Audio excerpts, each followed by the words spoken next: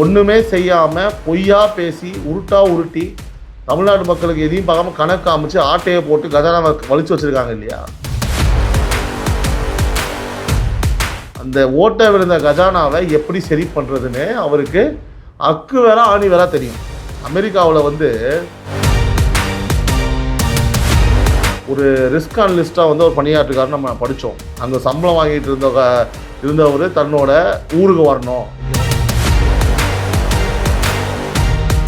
ஏன்னா இவர் பதவியேற்ற அப்போது சிஎம் விஜய் சார் வந்து சொன்ன மாதிரி என்ன இருக்குது என்ன இல்லைங்கிறதே தெரியல.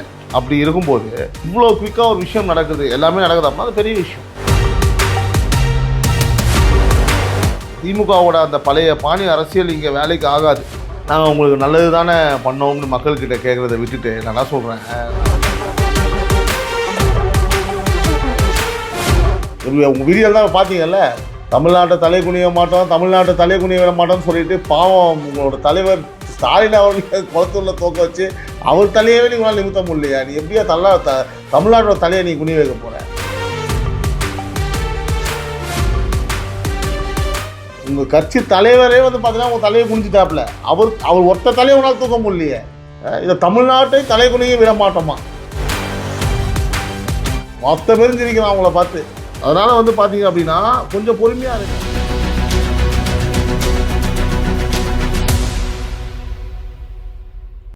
உறவுகளால் நான், உறவுகளுக்காக நான், உங்கள் சிபி நவீன். இது times of republic news in political desk. உறவுகள் அனைவருக்கும் வணக்கம். உறவுகளே, ஒரு கவர்மெண்ட்டுக்கு முதல்ல தேவை சட்டம் ஒழுங்கு பாதுகாப்பு. நாட்டு மக்களுக்கு அதுதான் தேவை. அது கரெக்டாக ஸ்கெட்சு போட்டு இன்றைக்கி நடைமுறை வந்து படுத்திட்டு இருக்காங்க நம்ம தமிழக வெற்றி கழகம். அது சரியாக இருந்தால்தான் அதை வச்சு மற்ற வேலையை கரெக்டாக பண்ண முடியும். ஐஏஎஸ் ஐபிஎஸ் அதிகாரிகள்லாம் வந்து இடமாற்றம் செஞ்சுட்டு இருக்காங்க நம்முடைய சிஎம் அவர்கள். ஸோ புது கவர்மெண்ட் வந்தால் மெதுவாக உட்காந்து டீ குடிச்சுக்கிட்டு ஃபைலை தொடர்றதுக்கு ஒரு வருஷம் ஆகிடும். அதுக்குள்ளே அப்படி இப்படின்னு ஆட்சியை முடிஞ்சிடும். நம்ம எப்படியோ ஒன்று அவதூறு பரப்பி இஷ்டத்துக்கு உட்காந்து உருட்டிக்கிட்டு நம்ம முடிச்சு விட்றலாம் அப்படின்னு சொல்லிட்டு நிறைய பேர் பகல் கனவுல வந்து கண்டுட்டு இருந்தாங்க. ஆனால் இப்போது அது சீனே கிடையாது. அந்த மாதிரி ஒரு சீனு இந்த படத்திலே இல்லை, இந்த ஆட்சியிலையும் கிடையாது. முதல்ல இந்த ஐஏஎஸ் அதிகாரிகளை வந்து தூக்கி அடிச்சாங்க பார்த்தீங்களா, அங்கே ஆரம்பிச்சது இந்த ஆட்டம். எதுக்கு இவ்வளோ வேகமாக மாற்றணும்? ஏன்னா பழைய சிஸ்டத்தில் வந்து பார்த்திங்கன்னா ஊழல் பண்ணி பழகி போன ஆளுங்களை வச்சுக்கிட்டு புதுசாக எதையுமே செய்ய முடியாது. நம்ம ஆள் வந்து பார்த்திங்கன்னா தெளிவாக முடிவு எடுத்துட்டாங்க. இங்கே ஊழல் நடக்கக்கூடாது உறவுகளே, ஒரு பைசா கமிஷன் கைமாறக்கூடாது, முக்கியமாக யார் பேரையும் சொல்லி இங்கே எதுவுமே நடக்கக்கூடாதுன்னு போட்டாரு பார்த்தீங்களா ஒரு ஆர்டரு. ஃபஸ்ட்டு நாளே அது வந்து சமகத்து.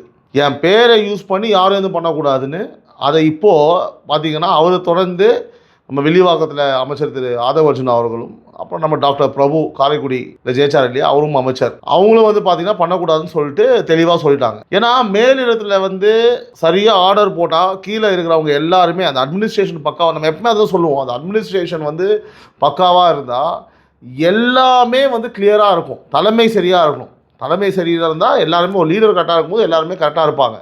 இப்போ இந்த மாதிரிலாம் வந்து பார்த்தீங்கன்னா ஓப்பன் ஸ்டேட்மெண்ட்டாக வந்து வெளிப்படையாக இதுவரைக்கும் தமிழ்நாட்டு அரசியலில் யாரும் சொல்லி நான் கேள்விப்பட்டதில்லை. எந்த கவர்மெண்ட்டும் ஓப்பனாக இப்படி ஒரு ஸ்டேட்மெண்ட்டை கொடுத்ததா நான் கேள்வியே பட்டதில்லை. உறவுகளை நீங்கள் கேள்விப்பட்டிருந்தா எனக்கு கமெண்ட்டில் சொல்லுங்கள். ரொம்ப அறிவாளியான ஆட்களை உள்ளே கொண்டு வந்திருக்காங்க அப்படின்னு நான் நினைக்கிறேன். ரொம்ப இன்டெலெக்சுவலான பர்சன்ஸ்லாம் உள்ளே வந்து நிறைய பேரை வந்து அப்பாயின்ட் பண்ணியிருக்காங்க இந்த அரசு. பாராட்டுகள். அதில் முக்கியமாக இன்றைக்கி இருக்க சிறப்பம்சம் பார்த்தீங்கன்னா இந்த வேணுகோபால் அப்படிங்கிற ஒருத்தரை எடுத்திருக்காங்க பாருங்கள். அவரை பற்றி சொல்லணும்னா நிர்வாக அவர் ஒரு அல்டிமேட்டான ஒரு ஆஃபீஸரு. அரசாங்கத்தோட வருவாயை வந்து எப்படி பெருக்கணும், ஓட்டை விழுந்த இவங்க திமுக ஆட்சி வலிச்சு எடுத்துட்டு போன ஒன்றுமே செய்யாமல் பொய்யா பேசி உருட்டா உருட்டி தமிழ்நாட்டு மக்களுக்கு எதையும் பார்க்காம கணக்கு அமைச்சு ஆட்டையை போட்டு கஜானாவை வலிச்சு வச்சுருக்காங்க இல்லையா? அந்த ஓட்டை விழுந்த கஜானாவை எப்படி சரி பண்ணுறதுன்னு அவருக்கு அக்கு வேற ஆணி வேற தெரியும்.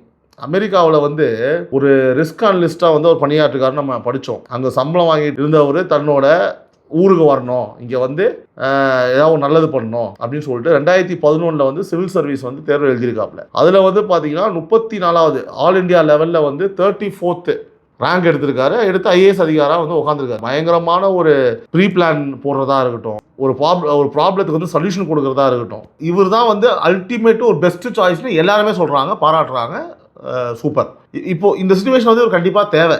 ஏன்னா இதுக்கு முன்னாடி ஆட்சி பண்ணவங்க அவ்வளோ மோசமான ஃபினான்ஷியல் சுச்சுவேஷனை வந்து உருவாக்கிட்டு தான் போயிருக்காங்க, நம்ம எல்லாருக்குமே தெரியும். ஸோ இவரை கரெக்டாக இந்த கவர்மெண்ட் வந்து யூஸ் பண்ணுறது ரொம்ப ஆச்சரியமாக இருக்குது. அதுக்காகவே முதல்வர் விஜயோட நேரடி நிர்வாக குழுவில் வந்து உட்கார வச்சிருக்கிறாரு நம்ம சிஎம். ஒரு ஃப்ரெஷ்ஷான ஒரு கவர்மெண்ட் எடுத்த உடனே பணம் முக்கியம் இல்லை, மக்கள் பாதுகாப்பு தான் முக்கியம் நினைக்கிறது ஆச்சரியமான ஒரு விஷயம். ஏன்னா பதவி ஏற்கிறப்போ என்ன இருக்கு, எதுவுமே இல்லைங்கிற நிலைமை தானே இருந்துச்சு. அதை முதல்வரே மேடையில் சொன்னார். அதுக்கப்புறம் அதை பார்த்துட்டு வெள்ளை அறிக்கை விடுறேன்னு கூட சொன்னார். அதே மாதிரி தான் இப்போ என்ன இருக்குன்றதை ஆய்வு பண்ணிட்டு இங்கே சட்டம் ஒழுங்கு ஒரு பக்கம் என்னெல்லாம் பண்ணலாம்னு பக்காவா பிளான் பண்ணி அது ஒரு பக்கம் போயிட்டு இருக்க, சைமல்டேனியஸாக வந்து பார்த்தீங்கன்னா நாலு பக்கமும் வந்து உட்காந்து டிஸ்கஸ் பண்ணுறாங்க. ஃபினான்ஷியலாகவும் சரி, லா அண்ட் ஆர்டருக்கும் சரி, சைமல்டேனியஸாக வந்து பண்ணிட்டு இருக்காரு. பாராட்டுகள். இப்போது இந்த புது கவர்மெண்ட் ஓப்பனாக வந்து ஒரு அஷூரன்ஸ் கொடுக்குறாங்க, அவங்களே ஜீரோ கமிஷன். இந்த ஒரு வார்த்தையை நான் என்ன கேட்குறேன், தைரியம் திராணி இருந்தால் திமுகவில் இருக்கிறவங்க கனவுல கூட சொல்ல முடியாது. கில்ட் கான்சியஸ் சொல்லுவாங்களா, குற்ற உணர்ச்சி அவங்க சொல்லவே முடியாது. ஏன்னா சொன்னால் அது வந்து இந்தியாவோட ட்ரெண்டிங் ட்ரோல் ஆகிடும். நாங்கள் ஜீரோ கமிஷன் அப்படின்னு சொன்னாங்கன்னா பாருங்க எப்படி ஒரு ஆட்சி கொடுத்துருக்காங்க. ஏன்னா அங்கே ஒரு சின்ன சைக்கிள் ஸ்டாண்டுக்கு கூட டெண்டர் எடுக்கணும்னா 5 இடத்துல கமிஷன் வைக்கணும். அந்த பழக்கத்தை வச்சுருக்காங்க.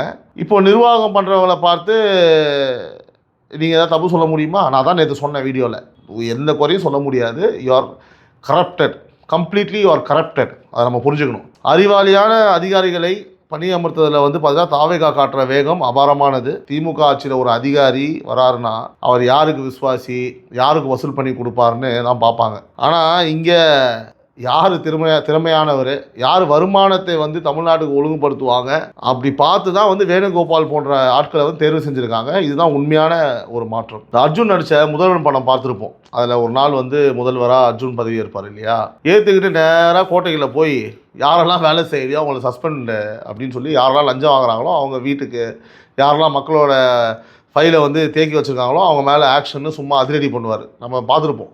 ஸோ அந்த மாதிரி அப்போ நாம் தேட்டரில் உட்காந்து விசில் அடித்தோம். இப்போது ஒருத்தர் நிஜமாகவே வந்து பார்த்தீங்கன்னா வரமாட்டாரான்னு நம்ம, அதாவது இப்படி ஒருத்தர் அந்த படம் பார்க்கும்போது விசில் அடிச்சுட்டு இப்படி ஒருத்தர் வரமாட்டாரா, இப்படிலாம் நடக்குமா அப்படின்னு நினச்சோம். இன்றைக்கி வந்து தமிழகம் விஜய் சார் ஆட்சிக்கு வந்த அப்புறம் நடக்கிறத பார்த்தா எனக்கு சம்டைம்ஸ் வந்து எனக்கு கிடையாது, நிறைய பேர் இது வந்து நான் கமெண்ட்டில் போட்டாங்க, முதல்வரோட படம் தான் ஞாபகத்துக்கு வருது இப்போ நடக்கிறத பார்த்தா. ஆனால் அது சினிமா, இது நிஜம். அன்றைக்கி அர்ஜுன் ஒரு நாள் முதல்வராக செஞ்சதை இன்றைக்கி முதல்வர் விஜய் சார் அவர்கள் வந்து ஒரு நிரந்தர முதல்வராக வந்து செஞ்சு காட்டிகிட்டு இருக்காரு. வந்த உடனே பார்த்திங்கன்னா அந்த ஐஏஎஸ் அதிகாரிகளை வந்து மாற்றமாக இருக்கட்டும், லஞ்சம் இல்லாத நிர்வாகமாக இருக்கட்டும், எல்லாம் அந்த முதல்வன் ஸ்டைல்லையே இருக்கிறதுனால பார்க்க முடியுது இல்லையா. அங்கே தான் வந்து மாற்றம் பிறகுது உறவுகளே, நம்ம புரிஞ்சுக்கணும். இதுதான் மாற்றம். இன்னும் சொல்லப்போனால் சங்கர் சாரே சொல்வார், முதல்வன் படத்துக்கு நடிக்கிறதுக்கு முதல்ல விஜய் கிட்ட தான் அவர் தான் கேட்டாங்களாம். அந்த கதை யாருக்கு எத்தனை பேர் தெரியும் தெரில, அவர்கிட்ட தான் கேட்டாங்க. அப்போ டைம் கேட்டிருந்தாங்க. பட் அவரால் ஸ்கெடியூல் கொடுக்க முடியாத காரணத்தினால தான் வந்து என்னென்னா நம்ம அர்ஜுன் சார் நடித்தாங்க. நம்ம ஒரு முக்கியமான விஷயத்துக்கு வருவோம். நம்ம எதிர்கட்சி இப்போ என்ன பண்ணலான்னு வந்து பார்த்திங்க அப்படின்னா யோசிச்சுட்டு இருக்காங்க. ஏன்னா வந்து விறுவிறு வேலை நடக்குது, இவனுங்க மாதிரி இந்த மாதிரி வந்து பரபரப்பாக ஒரு விஷயம் பண்ணிக்கிட்டே இருக்காங்க.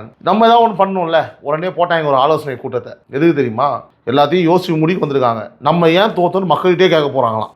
யோசிச்சு பாருங்கள், இதை விட ஒரு பிரம்மாண்டமான காமெடி இருக்க முடியுமா? இந்த மாதிரி கூறுகட்ட ஐடியாவாக கொடுத்து தான் உங்களை இப்படி கொண்டு போய் முட்டு சந்தில் உட்கார வச்சுருக்காங்க திரு ஸ்டாலின் சார் அவர்களே. இதை போய் நீங்கள் மக்கள்கிட்ட கேட்டால் உங்களுக்கு எவ்வளோ பெரிய பேக் ஃபயர் ஆகும் தெரியுமா? மக்களே உங்களுக்கு எதிராக ஓட்டு போட்டு உங்களை வீட்டுக்கு அனுப்பிட்டாங்க. அதுக்கப்புறம் அவங்ககிட்டே போய் நாங்கள் உங்களுக்கு நல்லது தானே பண்ணோம், அப்புறம் ஏன் எங்களை தோக்கடிச்சிங்க, இதை கேட்குறதுலாம் எப்படி இருக்குது தெரியுமா? நீங்கள் வந்து மக்கள்கிட்ட போய் வந்து இதெல்லாம் வந்து கேட்கும் போது மக்கள் வந்து கொட்டோட 5 வருஷமாக இதை நீங்கள் கேட்டிருக்கீங்க, ஜெயிச்சிருப்பீங்க. என்னங்க நீங்கள் சமசிரிப்பு. எலெக்ஷன்னாலும் கரெக்ஷன்னாலும் அதை நாங்கள் உங்கள்கிட்ட தான் கேட்போம். மக்களை உங்கள்கிட்ட தான் நாங்கள் கேட்க போகிறோம், நீங்களே சொல்லுங்கள் நாங்கள் என்ன பண்ணணும். நீ ஒன்றும் பண்ண தேவையில்லை, சும்மா எல்லாம் அவங்க பார்த்துப்பாங்க. என்ன எனக்கு அதை பார்க்கும்போது பாவம், அது என்ன பண்ணணுன்னே தெரியாமல் ஒரு பெட்டி ஒன்று எடுத்துகிட்டு போனீங்க சரியா, போயிட்டு வந்து பார்த்தீங்க அப்படின்னா அது எல்லாத்தையும் பேப்பரை வாங்கிட்டு 100 நாளுக்குள்ளே முடிக்கல அப்படின்னா நேரடி கட்டுப்பாட்டில் இருக்கும், ஓப்பன் பண்ணிடுவேன், ஓப்பன் பண்ணி 100 நாளில் முடிப்பேன்னீங்க. நீங்களும் காணும், பெட்டியும் காணும். என்னங்க இது? அந்த சாவி கிடச்சிதா இல்லையா? அது இது வரைக்கும் தரகலையே. நீங்கள் திமுக பின்னடைவு ஆயிடுச்சு, கட்சி உண்மையாகவே வந்து பார்த்தீங்கன்னா ஒரு நல்ல நிலைமை இல்லைன்றதை ஒத்துக்கிட்டு அதை பாராட்டணும். இங்கே தமிழ்நாட்டில் துப்புரவு பணியாளர்கள் வந்து தெருவில் நின்று அவங்க சம்பளத்துக்காக ஸ்ட்ரைக் பண்ணிட்டு இருந்தாங்க. அவங்க கண்ணில் வந்து தண்ணி வந்துட்டு இருந்துச்சுங்க, ஒவ்வொரு கதறையை அழுதாங்க. அப்போ உங்கள் லீடர் எங்கெங்க இருந்தார்? ஜாலியாக கூலி படம் பார்த்துட்டு தேட்டருக்கு போயிட்டு ரிவ்யூ சொல்லிட்டு இருந்தாருங்க. மக்களோட கஷ்டம் பெருசா இல்லை தேட்டரில் படம் பார்க்கறது பெருசாங்க? துப்புரவு பணியாளர் கஷ்டப்படுறப்போ ஒரு வார்த்தை அவங்ககிட்ட பேச மனசு வரல. ஜாலியாக வந்து வைபு ஸ்டாலினில் உட்காந்து பாட்டு பாடிட்டு இருந்தார். வைபு ஸ்டாலின்லாம் இப்போ தேவையாங்க அந்த நேரத்தில்? இப்போ வந்து பார்த்தா நாங்கள் என்ன தப்பு பண்ணிட்டோம், நாங்கள் மக்கள்கிட்டயே கேட்குறோம், நீங்களே சொல்லுங்கள் நாங்கள் என்ன தப்பு பண்ணோம், சரி பண்ணிக்கணும் அப்படின்றதெல்லாம் ஒரு பேச்சா? நான் என்ன சொல்கிறேன், நீங்கள் என்ன பண்ணுங்கள், என்ன தப்புன்னு தெரிஞ்சுக்கிறதுக்கு என் சேனல், கிஷோர் கே சாமி அவரோட சேனல், இடமலம் சேனல், மெயினாக சவுக்கு சங்கரோட சேனல், மாரிதாஸ், அந்த சேனல்லாம் போய் பாருங்கள். மக்களோட மனசில் எல்லாத்தையுமே நாங்கள் கொட்டி தீர்த்துருப்போம். எல்லாம் கொஞ்சம் இடக்கூடமாக பேசியிருப்போம். கடுப்பாயிட போகிறீங்க, அதெல்லாம் மறந்துட்டு அதை பார்த்தீங்கன்னா உங்களுக்கு தெரிஞ்சிடும் நீங்கள் என்னெல்லாம் தப்பு பண்ணீங்க அப்படின்னு சொல்லிட்டு. அதான் அந்த மக்கள் இப்போ வந்து பார்த்தீங்கன்னா, அதுலேயும் இந்த சேகர் பாபு அப்போலாம் ஒரு ரியாக்ஷன் கொடுப்பாரு பாருங்க. ஏன்னா இதை மக்களை பார்க்க போகிறீங்களா நிறைய அப்படின்ற மாதிரி. அதனால தானேங்க இப்போல்லாம் வந்து உங்களை ஓரம் கட்டி ஒதுக்கிட்டாங்க. எல்லாம் எவ்வளோ அக்கிரமம் பண்ணீங்க நீங்கள். ஸோ வந்து பார்த்தீங்கன்னா உண்மையிலேயே கடவுள்னு ஒருத்தர் இருக்கான் அப்படின்றத வந்து நீங்கள் கொடுக்குற ஸ்டேட்மெண்ட்லாம் பார்க்கும்போது ரொம்ப ஆச்சரியமாக இருக்குங்க. ஏன்னா உங்கள் வாயிலிருந்தே வந்து பார்த்தீங்கன்னா இந்த மாதிரிலாம் நாங்கள் மக்களே கேட்க போகிறோம், ஏன்னா அவங்க தான் எங்களை கரெக்ட் பண்ணணும். ஸோ அதே மாதிரி பாருங்கள், இந்த சேகர் பாபு அவர்கள் எவ்வளோ வந்து ஒரு ஒரு ஆட்டிடியூடு, ஒரு மக்களில் வந்து மதிக்காமல், ப்ரெஸ்ஸை மதிக்காமல், ஜேர்னலிஸ்ட்டை மதிக்காமல், அசிங்கப்படுத்த கேவலப்படுத்தினார். 150 நாள் பட்னியாக இருந்தவனுக்கப்புறம் ஜூஸை கொடுத்துட்டு அவங்களுக்கு சும்மா ஒரு டம்மியாக ஒரு அறிக்கையை கொடுத்துட்டு அவங்கள ஏமாற்றிட்டு, மாற்றுத்திறனாளிகளை வந்து பார்த்தீங்கன்னா கொண்டு போய் எங்கேயோ ஒரு இடத்துல இறக்கி விட்டு எவ்வளோ அக்கிரமம் பண்ணிங்க. குளத்தூரில் அழுவும் போது ஒரு மனுஷன் அழுகுறாருன்னா வேதனை பண்ணுங்க. ஐயோ ஒரு ஆம்பளை அழுகுறாரு அப்படின்னு சொல்லிட்டு நீங்கள் அழுததை பார்த்து கீழே கமெண்ட்டில் போய் நீங்களே படித்து பாருங்கள் சார். நீங்கள் இப்போ கேட்டனாலும் நான் சொல்கிறேன் சார், நீங்கள் கேட்டீங்க அதனால் நான் இதை சொல்கிறேன். மக்கள் சொல்லுங்கள், மக்களை நாங்களும் ஒருத்தாங்க, நான் மக்களாக உங்களை சொல்கிறேன். நீங்கள் தயவு செஞ்சு நீங்கள் அழுதிங்கல்ல, நீங்கள் அழுததை போய் உங்கள் கமெண்ட்டை பாருங்கள். உங்களை வந்து மக்கள் எப்படி சந்தோஷமாக நீங்கள் அழுகுறத ரசிக்கிறாங்கன்னு பாருங்கள். அப்போ நீங்கள் என்ன கொடுமை பண்ணியிருப்பீங்க தமிழ்நாட்டு மக்களை, எவ்வளோ கொடுமை பண்ணியிருப்பீங்க தமிழ்நாட்டு மக்களை. ஒருத்தர் அழுகும் போது ஒருத்தர் சிரிக்கிறான் அப்படின்னா நீங்கள் இப்போ எவ்வளோ கொடூரமான ஒரு ஆட்சி நடத்திருப்பீங்க, எவ்வளோ மக்களை கஷ்டப்படுத்திருப்பீங்க, எவ்வளோ துன்பப்படுத்தினா நீங்கள் அழுகிறத பார்த்து சந்தோஷப்படுறாங்க. இதை நான் சொல்லலை, தயவுசெய்து என்ன தப்பாக எடுத்துக்காதீங்க. எனக்கு அந்த மாதிரி ஒரு எண்ணம் கிடையாது, ஓகேங்களா? என்னடா பாவம் மனுஷன் இப்படி பண்ணிட்டாங்களேன்னு நான் உண்மையாக ஃபீல் பண்ணேன், ஓகேங்களா? ஆனால் திமுக கட்சி தலைவர் திரு ஸ்டாலின் சார் அவர்கள் கேட்டாங்க, எலெக்ஷனும் நாங்கள் தான், கரெக்ஷனும் நாங்கள் தான் அப்படின்னா. அப்போ நீங்கள் போய் அந்த கமெண்ட்டில் பாருங்கள், நான் சொன்ன யூடியூப் சேனல்லாம் போய் பாருங்கள், நீ எங்கெல்லாம் கோட்டை வெட்டிங்கன்னு சொல்லிட்டு. இந்த ஆட்சி பெண்கள் பாதுகாப்பில் ஒரு சின்ன சந்தோஷம் கூட இருக்கக்கூடாதுன்னு ஸ்ட்ரிக்டாக ஆக்ஷன் எடுக்கிறாங்க. டாஸ்மார்க்கை மூடுறதுல வந்து எவ்வளோ தெளிவாக வந்து பார்த்தா கவர்மெண்ட் வந்து டக்குன்னு ஒரு ஸ்டெப்ஸ் எடுத்துருக்காங்க. இன்னும் கொஞ்சம் நாளில் மழை வரப்போகுது. வழக்கமாக திமுக ஆட்சி அதை என்ன பண்ணியிருப்பீங்க, மழை வரும், வெள்ளம் வரும், அப்புறம் டிவியில் விளம்பரம் வரும். ஆனால் இப்போ இருக்கிற இந்த புது கவர்மெண்ட்டில் மழை வர்றதுக்கு முன்னாடியே ப்ரீ பிளான்னு ரெடி கண்டிப்பாக ரெடி பண்ணுவாங்க. நீங்கள் உங்களை வந்து பார்த்தீங்க அப்படின்னா வந்து கேட்டால் கொசு வழங்கும் திட்டத்தை கொடுப்பீங்க. ட்ரைனேஜில் வந்து பார்த்தீங்கன்னா கொசு வேலையை அதில் போட்டு மூடுவீங்க. கேட்டால் எங்கள் கவுன்சிலர் பண்ண வேலை, எங்கள் நிர்வாகி பண்ண வேலைன்னு சொல்லுவீங்க. சொல்ல போனால் வந்து ஒரு ஃப்ரெஷ்ஷான கவர்மெண்ட் இந்த அளவுக்கு யோசிக்கிறது ரொம்ப ஆச்சரியமான விஷயங்க. ஏன்னா இவர் பதவியேற்ற அப்போது சிஎம் விஜய் சார் வந்து சொன்ன மாதிரி என்ன இருக்குது என்ன இல்லைங்கிறதே தெரியல. அப்படி இருக்கும்போது இவ்வளோ குவிக்காக ஒரு விஷயம் நடக்குது, எல்லாமே நடக்குது அப்படின்னா அது பெரிய விஷயம். திமுகவோட அந்த பழைய பாணி அரசியல் இங்கே வேலைக்கு ஆகாது. நாங்கள் உங்களுக்கு நல்லது தானே பண்ணோம்னு மக்கள்கிட்ட கேட்குறத விட்டுட்டு நான் என்ன சொல்கிறேன், நாங்கள் ஏன் ஜாலியாக படம் பார்க்க போனோம்னு முதல்ல உங்களுக்குள்ளே கேட்டுக்கோங்க. நீங்கள் ஏன் அப்படி போனீங்க? அந்த ஆலோசனை கூட்டத்தில் வேறு திரு அன்பில் மகேஷ் சொல்லியிருக்காரு, திருச்சி கிழக்கு தொகுதியில் திமுக தலைவர் மு க ஸ்டாலின் தான் நிற்கணும்னு அப்படின்னு இருக்காரு. ஏன் இன்னொரு டைம் அவர் தோற்று போகிறத பார்க்க உங்களுக்கு அவ்வளோ ஆசையா? இல்லை கேட்குறேன். அப்படின்னா நீங்கள் நிற்கலாமே. இந்த மாதிரி தப்பாக, அதாவது நீங்கள் சென்டிமெண்ட்டாக என்ன ஆக்ஷன் பண்ணாலும் உண்மையான ஆக்ஷன் உங்களுக்காக காத்துட்டு இருக்குது, ஓகேவா? அதுக்கான ஒரு வார்னிங் மாதிரி தான் இப்போது அமைச்சர் நிர்மல் குமார் அவர்கள் கூட சொல்லியிருக்காரு. அதாவது மதுரையில் இருக்கக்கூடிய நிறைய முக்கிய 400 கோடி ரூபாய் மோசடி வழக்கெல்லாம், நிறைய முக்கிய வழக்குகள் 400 கோடி ரூபாய் மோசடி வழக்கெல்லாம் விசாரிக்க போகிறாங்கன்னு. இது எனக்கு தெரிஞ்சு மதுரை மட்டும் இருக்காது, எனக்கு தெரிஞ்சு, ஓகேங்களா? எல்லா டிஸ்ட்ரிக்ட்லேயும் என்னென்ன கேலித்தனம்லாம் வந்து திமுக ஆட்சியில் பண்ணாங்க அப்படின்னு கம்ப்ளீட்டாக வந்து பார்க்க போகிறாங்க. இது நாட் ஒன்லி திமுக, இது எல்லாரும் கூட்டணி கட்சி யாராக இருந்தாலும். ஸோ இதில் வந்து பார்த்தீங்க அப்படின்னா இது என்னன்னா, திமுக பண்ணால் அதிமுக, அதிமுக பண்ணால் திமுக, 2 பேரும் ஒரு அக்ரிமெண்ட்டில் போவாங்க இல்லையா? இப்போ இது 2 பேருமே இல்லை, புதுசாக ஒருத்தங்க வந்திருக்கனால அதனால் ஓடவும் முடியாது, ஒளியவும் முடியாது. ஒட்டு மொத்தமாக எல்லாரையும் வச்சு செய்ய போகிறாங்க, அது மட்டும் தெரிஞ்சு போச்சு. இன்னும் கொஞ்சம் டைம் எடுக்கும். இவங்க நினச்சிட்டு இருக்காங்க ஓகே நம்ம பக்கலாம் வரமாட்டாங்கன்னு சொல்லிட்டு. ஏங்க நம்மளை இந்த மாதிரி கம்பி எண்ணெய் வச்சுருவாங்களோ சரியா, இல்லை பெரிய பிரச்சனை ஆகிடுமோன்னு பயந்துட்டு தான் ஸ்டாலின் கூட கூட்டத்தில் சொல்கிறாரு சீக்கிரமாக இந்த ஆட்சி கவுந்துரும். எந்த கூட்டத்தில்? ஆலோசனை கூட்டத்தில். அடுத்து நம்ம தான் அப்படின்னு சொல்கிறார்.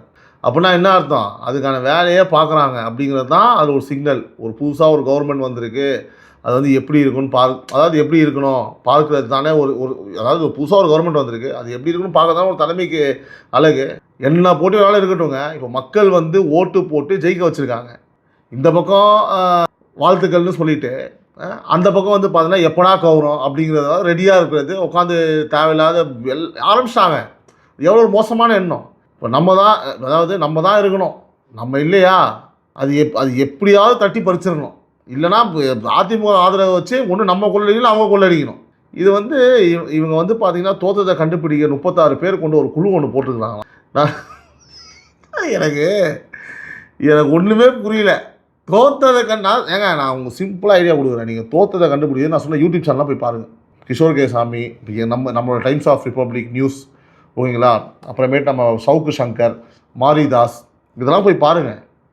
போய் பார்த்தீங்கனாலே உங்களை கிழிச்சு தொங்க விட்டுருப்பாங்க, க்ளீனாக முடிச்சிருப்பாங்க. அதை பார்த்தா உங்களுக்கு தெரிஞ்சிடும், உங்களுக்கு க்ளீனாக தெரிஞ்சிடும் ஏன் தோற்றிங்கன்னு.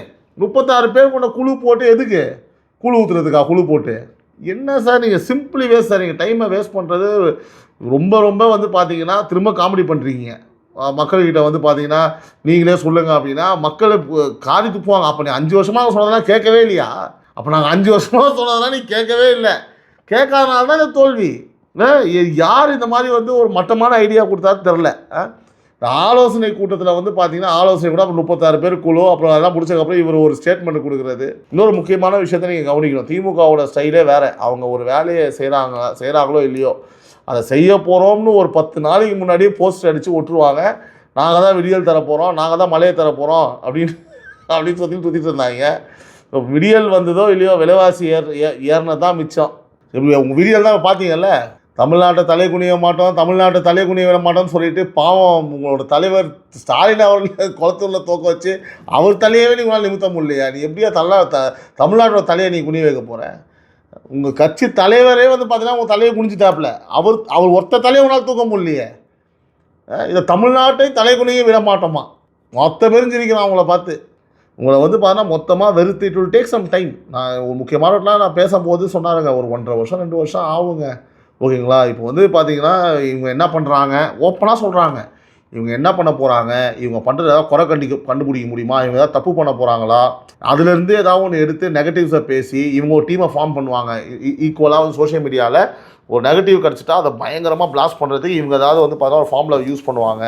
சோஷியல் மீடியாவில் எப்படி இவங்களை காலி பண்ணணும்னு பார்ப்பாங்க. They are waiting for opportunities. அதனால தான் வந்து ஒவ்வொரு நாளும் உண்மையாக சொல்லணும் அப்படின்னா தாவேக்காவோட எல்லாருக்குமே நல்லதே பண்ணாலும் கத்தி மேல் நடக்கிற மாதிரி தாங்க.